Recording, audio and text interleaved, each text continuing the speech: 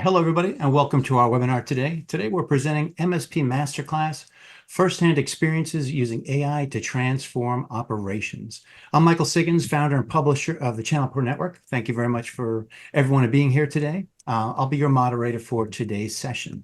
I'm thrilled to guide you through what promises to be an insightful and inspiring discussion today. Before we dive into the core of the webinar, let me just take a minute and set the stage. Operating efficiently is crucial for MSPs to reduce costs, improve client satisfaction, and enhance scalability. Efficient processes allow MSPs to deliver timely and reliable support, differentiate themselves in a competitive market, and maximize profitability. Today, we're going to explore how AI can make your MSP's operations more efficient and effective and fuel your growth while maintaining high service quality and, of course, client retention. Joining us are some of the leading voices in the MSP community who've had early access to Syncro's new AI capabilities. You'll hear their impressions and experiences as they're applying AI to improve their own operations. Here with me today are Jasper Graywall of ROI Technology, Carl Alcott of KCHelpdesk, and Dan Souzer of Cybertek Systems. They'll join me shortly. Each of them is going to share their firsthand experiences, insights, and practical tips to help you leverage AI in your own businesses. During the webinar, we're going to hear how these MSPs are overcoming obstacles such as increasing workloads and endless manual tasks to improve their own operations.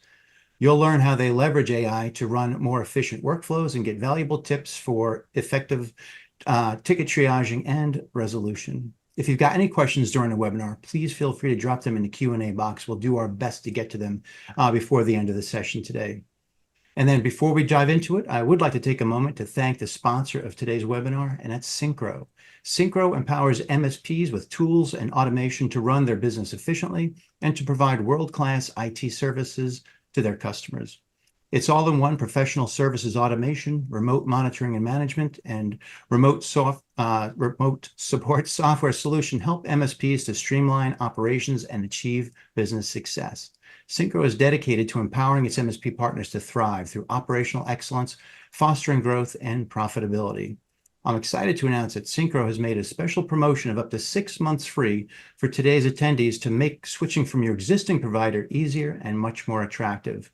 Please indicate a little bit later in the poll if you've got an interest in this promotion, and Syncro will reach out to you with more information. All right, let's dive in now and discover how AI can transform your operational efficiency. I'm pleased to welcome our panelists, Jasper Graywall of ROI, Carl Alcott of KCHelpdesk, and Dan Souzer of Cybertek Systems. Each of them are going to share a little bit about their own backgrounds in business. Jasper, why don't you kick us off? Hey, thanks so much. Good morning, everyone. My name is Jasper, and I'm really happy to be here with you all today. A little bit about my background. I've been in IT long enough that if my career was a person, it would be able to vote. It's about 18 years.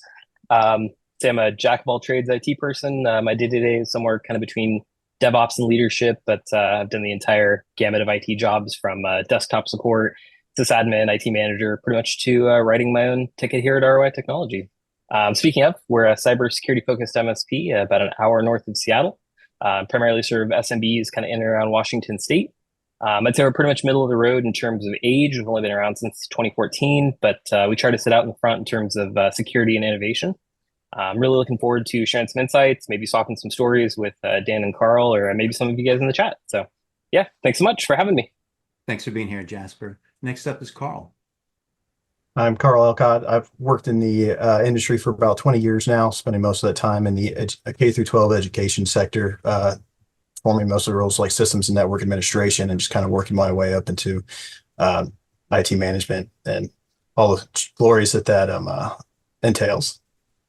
KCHelpdesk, we've operated in the KC metro area for about 20 years, working in about every sector over the years, but primarily specializing with work with a lot of churches and private schools in the KC metro area. We're kind of a one-stop shop, so if it touches the network, usually we handle it. All right, Carl, thanks for being here. And Dan Souzer. Hi, Michael. I'm Dan. I'm here from Cybertek Systems. We are based out of South Central South Dakota, a little greener in the space compared to Carl and Jasper. We were born in about mid-2020, and I've been with the company since about a year after that, so about 3 years now. Various roles in technology, but prior to being in the MSP space, We're a pretty rural. We serve a pretty rural customer base there in South Central. So I guess we're more location specific than like industry specific in who we serve. We kind of take a little bit of everything. We have some customers in healthcare and law and agriculture, a little bit of everything. Fun fact: Winter, South Dakota is about 70 miles from the nearest Walmart, which I think is probably some kind of a record. So that should give you a visual there. Our primary service provided would be the IT managed services. We do also dig into some voice over IP installations, door and building access systems, surveillance systems. Anywhere we can serve a need, really, always hoping that stuff can turn into some kind of managed, proactive kind of service. So we are 4 full-time employees plus Cole Nicholas, our owner, who he wears all the hats. Since we're still small. We do also have right now two summer interns, so they might be signing on with us here at some point. Right, Dan. And gentlemen, that's great. So now we're going to jump into the discussion part. And so I've got a number of topics that I want to cover, and I'm going to give each of you a chance to kind of weigh in on that. All right, Carl, I want to start off with you. If you can give me a bit of background on how you're managing your MSP's operations, what kind of obstacles or challenges do you face on a daily basis? I'd say we deploy a typical kind of software stack like most MSPs. You know, you have your PSA, RMM, your MDMs, EDR tools, and all of those, you know, kind of typical, whether it's a management tool, security tool that you deploy to kind of assist your customers and just do your tasks from day to day. I'd say some of the challenges that we face from day to day is just kind of keeping up with all the changes in the field, and just kind of as the threat landscape and stuff changes, is just kind of keeping up with it all. All right, Jasper, do you want to add to that? You have a kind of a longer tenure with your business. You've probably seen quite a bit in your years. Yeah, I mean, we've seen just like he was describing, RMM PSA standard tool stack, but we've seen pretty much every tool you can imagine come and go. Some of them will evolve and get bought up by other ones. Some of them will mature and become really leaders. Like we really like Syncro as an RMM PSA combination, and I think some of the features that you guys are rolling out really help us tackle some of the day-to-day stuff, efficiencies, things that that 5 minutes here or there can really add up over time. That sounds good. And Dan, what about some of your background? What kind of obstacles or challenges that you're facing daily? I think our main challenge has been just again kind of speaking to the area we're in, finding good talent. We're staying busier than ever expected. Good problem to have. It's just we're having trouble finding people in the area to come help us. We were able to pull in these interns recently. A couple college guys, pretty sharp guys. So that's really helped with our workload. But probably a unique problem for us, being out in the middle of nowhere compared to the big city guys. Yeah, I was going to say, is that difficult finding talent? In this case, these are interns, but you're hoping to kind of move them up into full-time potentially, or? Hopefully, yeah. So Cole mentioned that the only reason Cole, our owner, he was joking this week that the only reason people really live in winter is if they were born there. So we've been looking outside of the city as well, trying to incentivize some people to come in and work with us. Do you source from colleges or? Yeah, exactly. That's where our couple of interns came from. But we've got an awesome team, small, tight-knit team. So it's a great company to work for. And I see some questions coming in, which are great. I think some of them I'll address while we're chatting. Others we're going to hold off to the Q&A. So don't be shy. Please send those questions in. So Jasper, what about if you can give us sort of an understanding of some of the AI capabilities you're using right now, and maybe a little bit about how you even took the plunge into it? Yeah, so we adopted AI really early, like early days of ChatGPT even, and it was not as mature as it is today, to say the least. But we used to say, like, you don't need to know everything to work the service desk. You just kind of need to know how things work, and then Google foo it was a real skill set. But that was old days. So the AI features now, like for example in Syncro, the new AI features really help some of my techs, especially my less seasoned ones, kind of comprehend what somebody's asking for right away. maybe get some suggestions in there, maybe a link to a printer driver. It really helps my team kind of hit the ground running, reduces escalations, just kind of helps improve everyone's confidence level. We've always thought that AI should kind of augment and enhance the human element, especially in a service industry like ours where the stakes are tremendously high. And I think we've used it to pretty good effect so far. And I think Syncro's approach is exactly complementary to kind of our philosophy.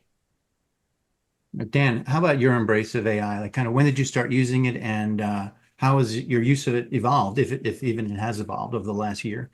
Really just making myself and our other technicians more efficient. I mean, we use it obviously like everyone here, I would imagine, a lot of LLM chatbot, chat GPT kind of thing to as glorified search engines and to help us build out our automations. We're just trying to automate as much as we can behind the scenes so we can focus on the customer, focus on reducing the repeated problems and preventing other issues. So primarily until these Syncro features, we started getting involved with these Syncro features, it's been primarily that. And you mentioned the idea of the interns too. Do you find with you bringing on some people, they've already embraced AI, or you finding you're having to train them to use AI in your own business? Yeah, I think they are using it daily now. And I don't know if they were well aware of it. They were using it, but I don't think not really being in the space from before. So I don't think they were using it as in work. But just kind of over the past couple of minutes, figuring out how it can really help them make their help them support and help them build out automations and such with us. Paul, you want to weigh in on your kind of how you're embracing AI and what you've been doing and using? Sure. Yeah. I mean, it's really much the same. It's just kind of, it just kind of takes the classic search to a whole new level, being able to actually have a conversation with it, instead of it just being, you putting some, keywords into Google and then you get some blog post or some forum post or some, vendor documentation back. And then you're trying to, go through that and see how that actually fits into the context of the problem you're trying to solve.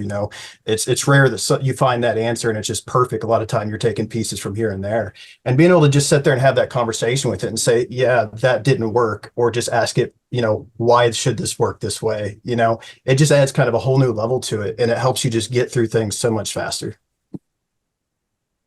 All right. And Dan, so, you've all been involved in early access to Syncro's upcoming AI capabilities.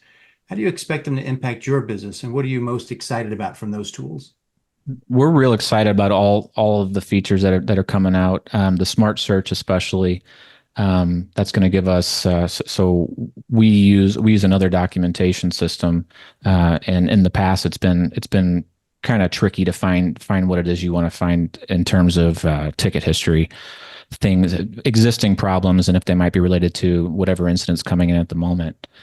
So being able to go back and quickly find, especially using natural language, existing related issues or issues for that customer that could be somehow help you solve the current issue at hand.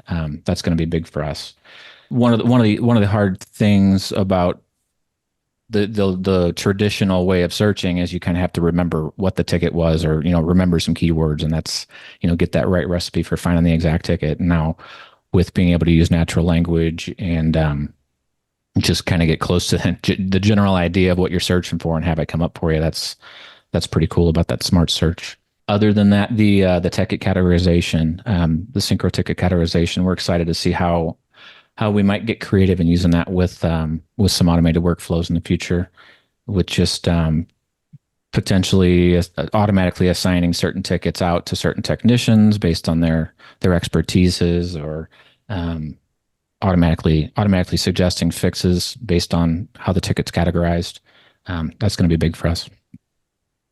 Jasper, what are your thoughts on the upcoming AI from Syncro? Like, how's your team working with it? Yeah, I mean, it's exactly like what Dan mentioned. The categorization is pretty spot on, at least from what we've seen so far. It's early days for us, but the model seems really well trained. Even when the customer sends less than helpful input, it can still kind of figure out sort of the gist of what they're asking for. And I think that's That's really going to be kind of a twofold thing for us. So like short term, the model categorizing things will, I think, aid smart search long term.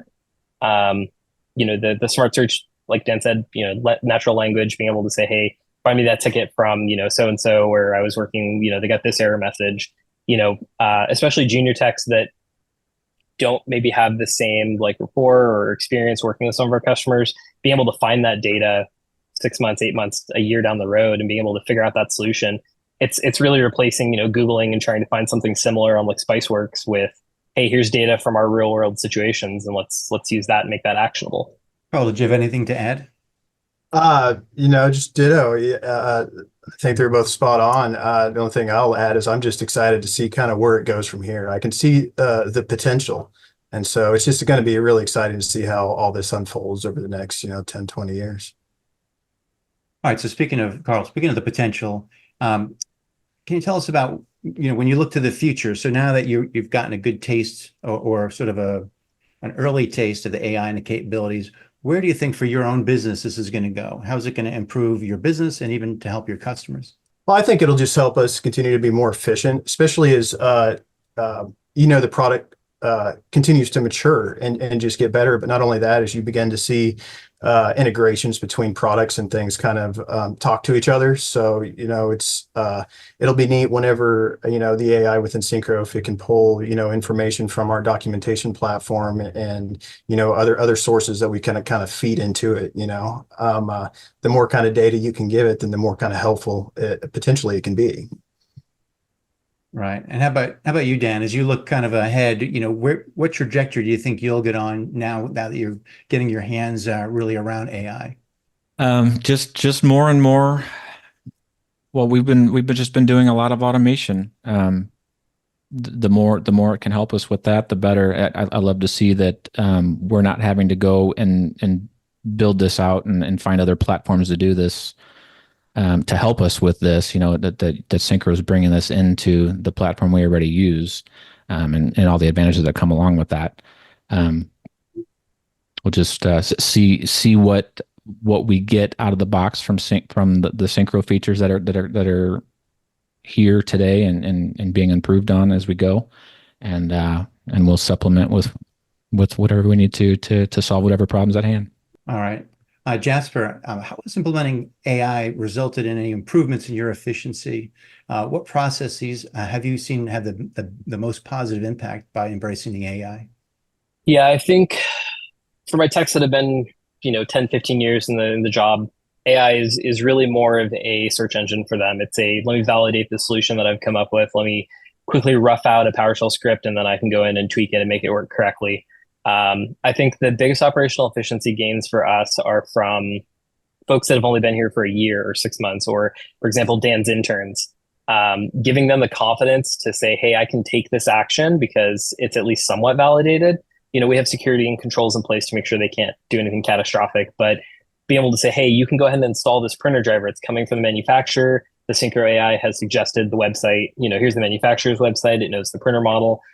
So I think the biggest efficiency gains for us are really going to be for like the 1 to 5 year techs, and just getting them able to hit the ground running a little bit faster. Maybe somebody has really good attitude, but they don't necessarily have the experience, and you want to take a chance on them. This will enable us to kind of expand the pool we can hire from. I imagine, Dan, I see you nodding, you're thinking the same thing. Yeah, I agree with all that. It's so hard to find what you're looking for in traditional search engines nowadays as well. So, having something that can kind of take and put all the information together and respond directly to your question, even if it does lie to us sometimes or, get it a little bit wrong. It's like you said, especially for the newer techs that don't even necessarily know the question to ask. If it's a new technology or a new area that they're getting involved in, trying to figure out this new issue, what are the things that go into how whatever this feature works, or whatever this application works, or if I want to build out this automation, what kind of technologies go into that? You can spend hours just trying to figure that out in traditional search if you don't know the questions to ask. Yeah, it's like turning our own data into usable information. Like we struggle with getting like our text to write knowledge base articles for specific client situations, this kind of like eliminates, not quite, but almost eliminates the need for that, because now someone can just plop in, what the problem they're having is. They don't need to know the solution, and they can go get the notes from, a year ago when someone more experienced worked on that. So Yeah, and not everything is going to be something everybody takes the time to go put into documentation, right? So yep. this will make Syncro the first place to look now, because you have easy access to that information from the past that wouldn't have made it into a knowledge base article or whatever. 100%. Carl, did you want to add anything to that? I don't know. I think it was pretty well said. I definitely, again, just kind of second what they're saying. I think this definitely helps with the younger guys. As was alluded to, they can just helps them find answers faster, where traditional search is kind of failing, because in part just because you can kind of have that conversation with it, and as well as then the tools within like Syncro, like we're talking about today, just with smart ticket search, stuff like that. Anything that just kind of helps you get to the answer faster. Now, I'm curious too. So with you gentlemen kind of coming together for our webinar today, do you see an opportunity where maybe you're hearing each other chat about something that you'd like to do, or kind of put your heads together with the AI at some point?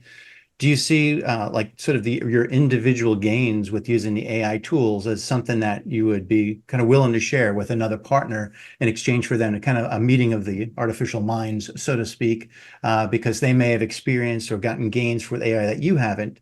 Do you see that as being a good networking topic for you to learn from each other more? I guess either formally through Syncro or kind of informally on your own. I think there's plenty of room in this space for us to all, be able to help each other out and still do well on our own. I'd love to, especially being a newer MSP, it's really nice to be able to talk with others that have already kind of solved issues, and just hear how they're doing things. Yeah, I mean, knowledge should be free. That's the only way we all improve as a community. And when the MSP community is strong, then the SMB community is strong too. So, yeah, well put, Jasper. Well put.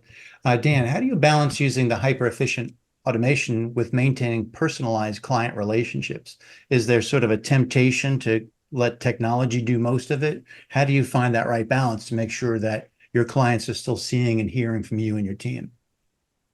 Yeah. So we're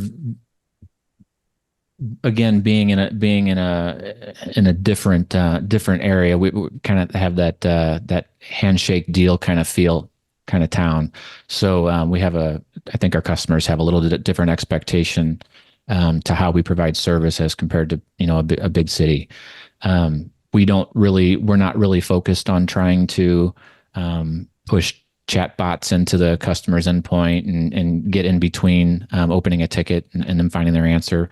We obviously want to be proactive, and ideally they would never have to reach out to us, but they do, and we don't, we're not just trying to push them off to a knowledge base article or something like that. So we're not really trying to automate on that front. We're just trying to make sure that we're as efficient as possible as technicians on the back end, preventing, analyzing. Well, we have regular business reviews with each of our customers to see what their perception is of our service. Take some takeaways from that. How can we improve their environment? What kind of issues are they dealing with that they think we can help with, not just in technology but as a business, and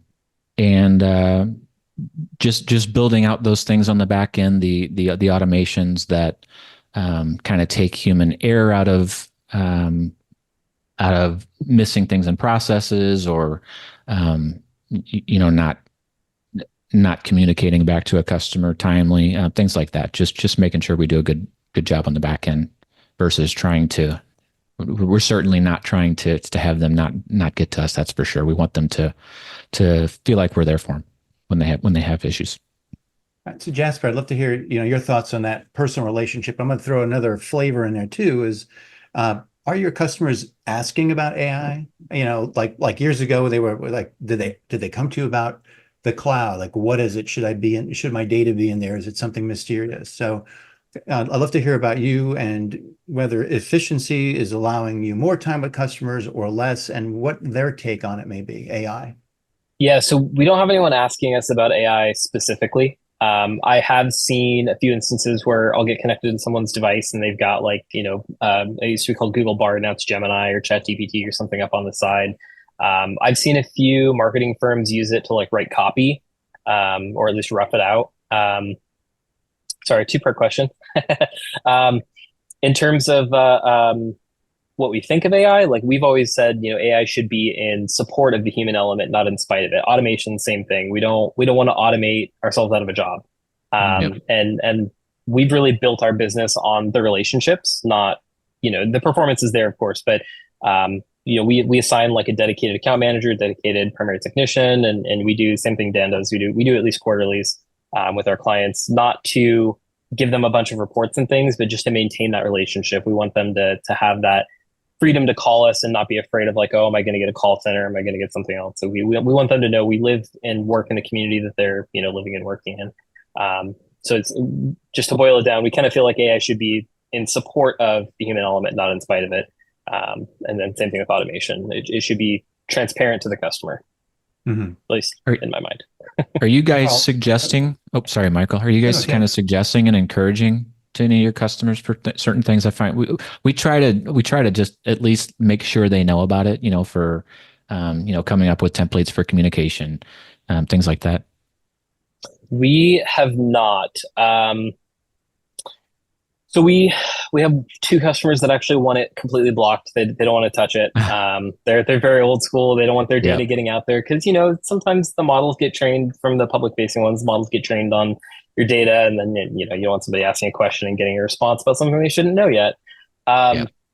We want to make sure that we're really well informed about it because I'm sure this is going to be a conversation that we're going to start having.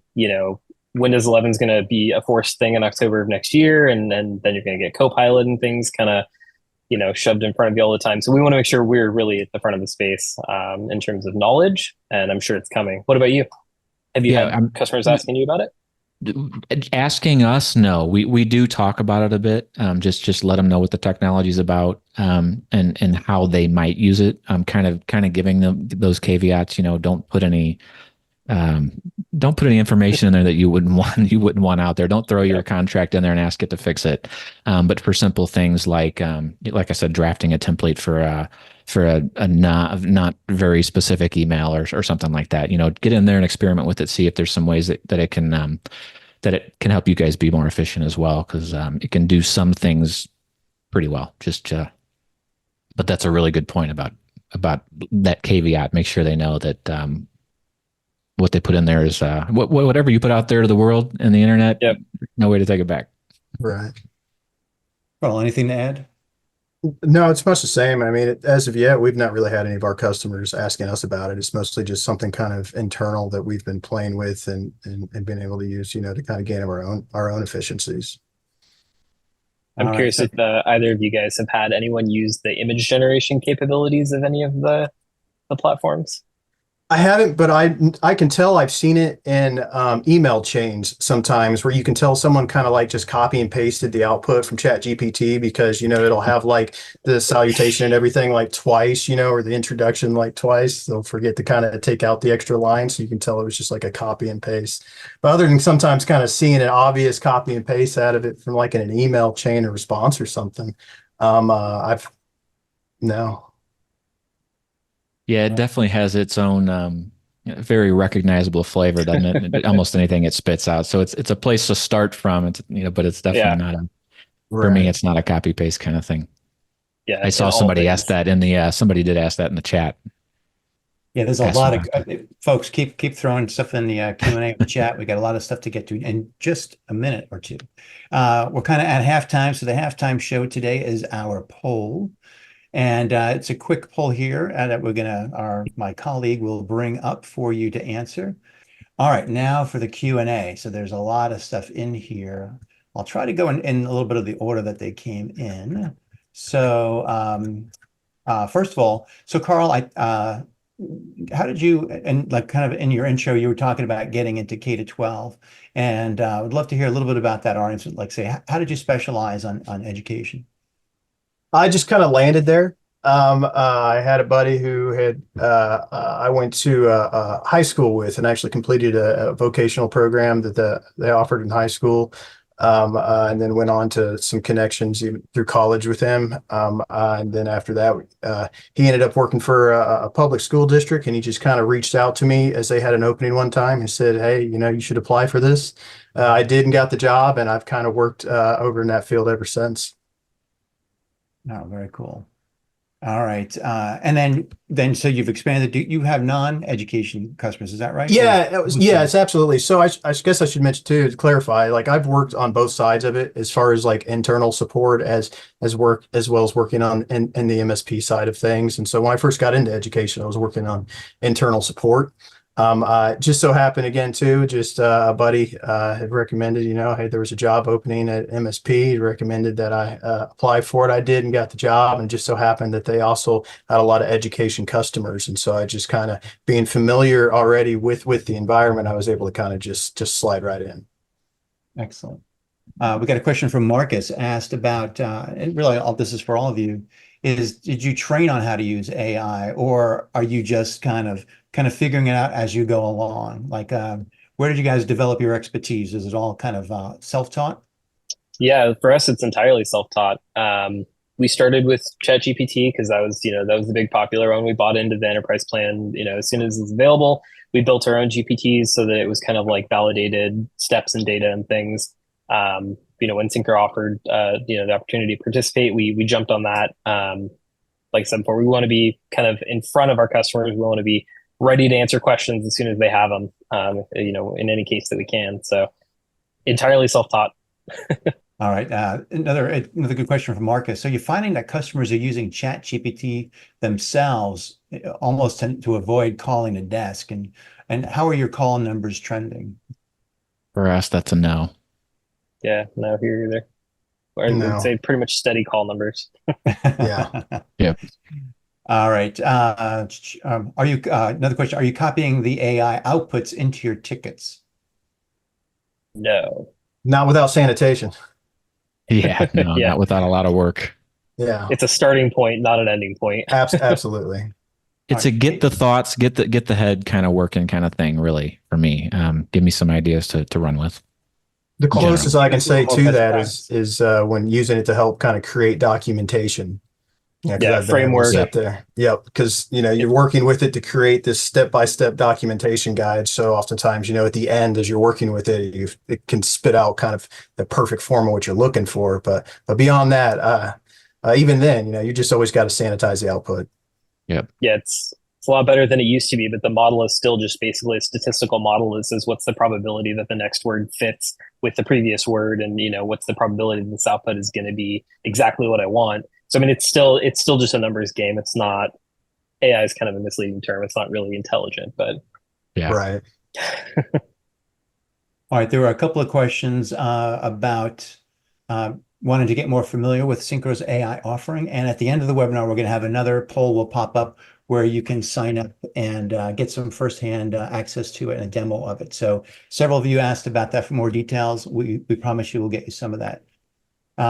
So Gary was saying he uses AI to write and rewrite website content for clients to help with keywords and SEO. What do you guys think about that? Is that, and so I guess he's doing that for his clients, and I don't know if you all are using that as kind of a service. Are you doing any kind of that where you're helping them with collateral or material for their businesses? We are not yet. not directly for our clients. I think the AI written copy has a kind of a tone to it, and you can ask it to revise the tone. So it's kind of back to what we said before. We use it as like a starting point. Well, we don't do it for clients, but if you're writing copy with it, we try to treat that as a starting point, and then you need to add your own tone and language and cadence to it. Okay. And I'm seeing some other questions, really very, really good pointed questions about the product. And again, so we've got all these questions, and the Syncro team will be able to respond directly. I'm not sure our guests on the call might not be able to answer all of these questions. Chris had a scary question. Having seen an AI-generated virus, what are you guys doing to ensure it isn't turned against you? It's taking a dark turn here, Chris. A dark turn. I mean, we have our own security best practices that I'm sure everyone else does. Users don't have local admin rights. Script execution is prohibited. We actually block PowerShell from running on the endpoint, except for like the Syncro RMM process is capable of invoking it. The normal cybersecurity best practices, just like for any other virus.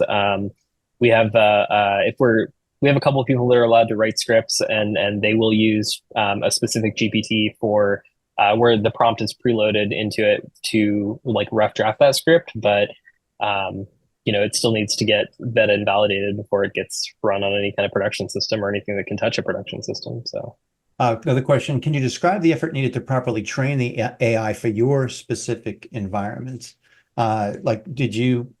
Are you putting a certain period of time into kind of coaching it, describing your customers and their needs, describing your business and your capabilities? Like, how do you sort of fine tune and tweak the dials of the AI so you're getting the best results out of it? For the Syncro AI, I don't know if we can answer that. That'll have to be a Syncro employee question, but because I think it's just trained on your specific data, as far as I'm aware. Yeah. Yeah, I can't help there either. All right. And let's see, kind of going through a lot of chats, a lot of people saying agreeing it or like the answers. All right. Sorry, guys. I'm like lots of great feedback coming in. Gary's also mentioning someone spoke before about the AI generator, how when you apply a magnifying glass to it, it does get a little strange with strange features coming out of people and things like that. I don't think Picasso has anything to worry about just yet, but I'm sure the image generation will get a lot better. All right, let's see what other questions we have here. Sorry, guys, a lot of scrolling. This is good. We have a very engaged group of people here. Active I was going to audience. mention something from before that escaped me. I think I very brief. Can I jump back to a previous question? Sure, absolutely. So I think one of the previous questions was around like Syncro specific AI features and like how it's helpful. And I think I touched on it briefly, but one of the things that we've actually seen be meaningfully helpful is where the AI will actually suggest like some rough steps to take to fix a problem. I don't know if you guys have seen that, Dan and Carl, but it's finding if it knows if you have the printer loaded into the RMM, it knows like the make, model, manufacturer, and it can go out and like link specifically to where to get the drivers from, which can be a pain if you don't know, every single printer manufacturer's steps to get to the right page to get the drivers, because, HP wants you to jump through some hoops that are going to be different than Canon or Konica Minolta. So I've actually seen like junior techs tackle print drivers and things that normally they would be too afraid to touch. I don't know if you guys have seen that. All right, here's a question on the impact of AI on process and procedural documentation, especially as it relates to managing docs for multiple clients. Do any of you want to weigh in on that? Well, I can't say anything about, I guess, using it to manage docs for clients, but as far as our own internal documentation, it just takes some of the friction out of it. It helps you, if you've got a long how-to or something that you're trying to write, it just helps you get through it faster, which I guess when you reduce some of the friction, then you can reduce some of the hesitation sometimes for the guys that sometimes do it. Because I think that sometimes the hesitation is you're just going through your day trying to move from problem to problem, and then you got to, you want to stop and spend 30 minutes or whatever trying to write up some documentation. I think that's where sometimes the hesitation is. And so I think when you reduce that friction, then you increase the chances that someone's going to stop and make those notes or write that documentation out.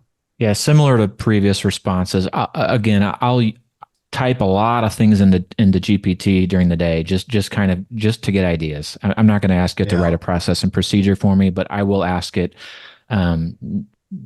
just to get just to see if there's some things I'm not thinking of that should go into that document. Maybe come up with an outline and then just run with it from there. To this point, I'm still not asking it to write full documents for me, but I was just going to say, are you actually having it output like an attachment, like a docx or a PDF, or are you like that you then go and revise, or are you just having it literally write the text and then you'll tweak it from there? No, very, very general. Just kind of asking for what kind of things need to go into this process and procedure. And then building, we have our own template that we already came up with a long time ago. So we take those ideas and make sure sometimes it spits out useful things. Sometimes it, just goes off on a tangent. So we take what's useful out of it and put it into our docs. For now, anyway, it's getting better every day. What which is advice would both you give? exciting and scary. Sorry, Michael. What advice would you give to other MSPs looking to implement AI? Like, are there any lessons learned or best practices that you want to share today? Carl, I'll start with you.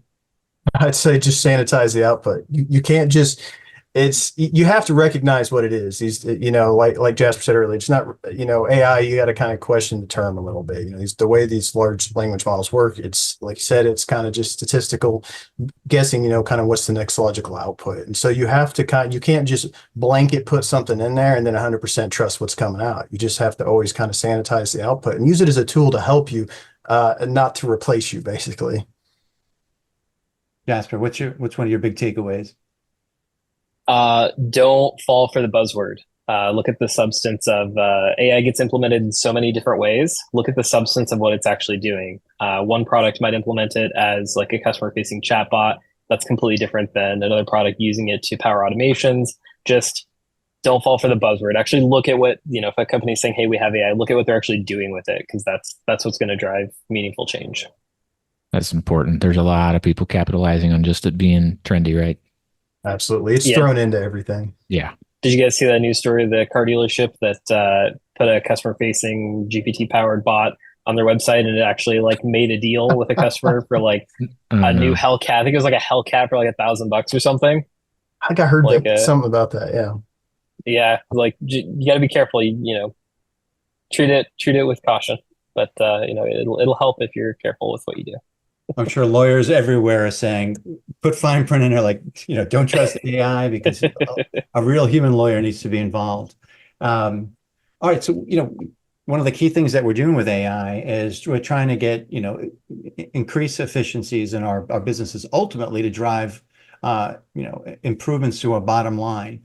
So how do you measure the effectiveness of what you're doing with with how you're automating things, and what are the results you're seeing? I mean, like, I'm thinking if you can get if you're closing tickets more quickly and you're resolving issues faster, it allows you more time to take care of maybe more customers, or your sales team to sell into new accounts and things like that. So how do you measure it, and what are the things that you're seeing? Carl, start with you. Well, am I actually solving problems, moving from problem to problem, or am I just going down a rabbit hole with this tool and spending hours in it, but then, I'm still working on the same problem hours later? Am I actually completing task and moving from task to task? And I'd say that it is absolutely helping gain efficiencies. You can just see it in the work that's done. Dan, anything to add to that? Well, we don't have any specific metrics in terms of how, what efficiency we've gained, but we are building a lot of metrics out this past year just to measure how we're doing internally. Metrics that some that we just review internally, some that we share with the customer, and then taking that data back to the customer in those quarterly reviews or monthly reviews, and making sure that what our perception of our quality of service is in alignment with what they're seeing. Yeah, I mean, we check normal ticket metrics, and we've seen before and after, but I'm not really looking for more tickets solved out of our team. I'm looking for the quality of the work they're producing. Is the quality increasing? If I go back and read through their notes, are they more detailed? Do they have, better steps? Is it not just, hey, I fixed this thing? Is it did the AI assist them in enriching the quality of the data, as opposed to just slam it out as fast as you can? We try to keep a balanced load. We try not to overwork anyone. If some of our audience today, they want to get their feet wet with this, how do you recommend prioritizing which sort of operational challenges that maybe they should address first to improve efficiencies? Like, they could, aim this tool or this new thinking in a number of different areas. What would be the easiest for them to do? I would say start, like, if you're using Syncro, start with enriching the data that you already collect. The quality of the data you put in is going to directly drive the quality of the data you get out of it. It's entirely your data just being surfaced in different, hopefully more productive ways. So, start today. Make your ticket notes better.